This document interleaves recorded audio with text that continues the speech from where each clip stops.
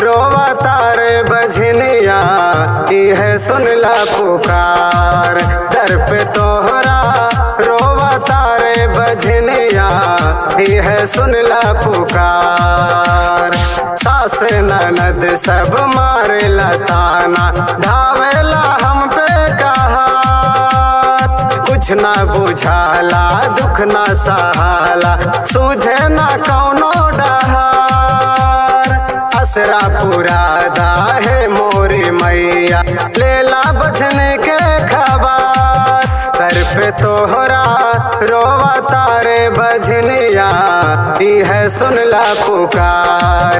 दर पे तोहरा रोवा तारे बजनिया है सुनला पुकार।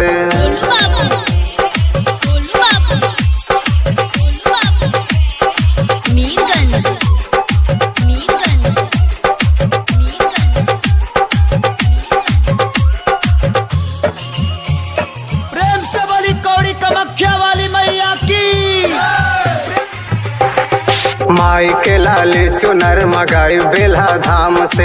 हिया के दिया जलाई तोहरा ही नाम से।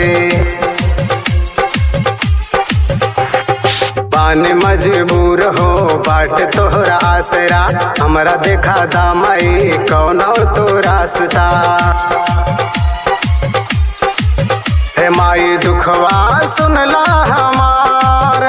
दर पे तोहरा रोवा तारे बजनिया है सुनला पुकार। दर पे तोहरा रोवा तारे बजनिया है सुनला पुकार।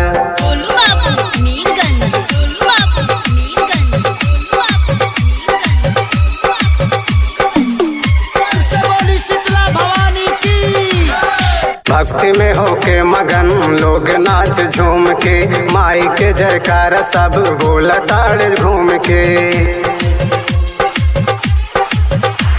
अवधेश के अरजिया कर माई पूरा हो। दई के एगो लाल दुख कर माई दूर हो।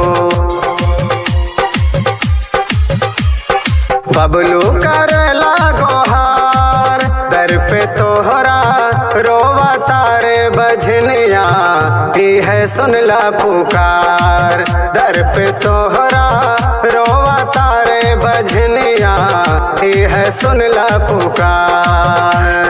9 दिन नवरात्र माई के दर पे बरसाता अमृत के धार। आइला सा तोहरे है मोरी मैया भैल गौवा नगर उजिया। पानी सहारे तोहरा है माई फिर दे तू हम पे नजर। दर पे तोहरा रोवा तारे बजनिया है सुनला पुकार।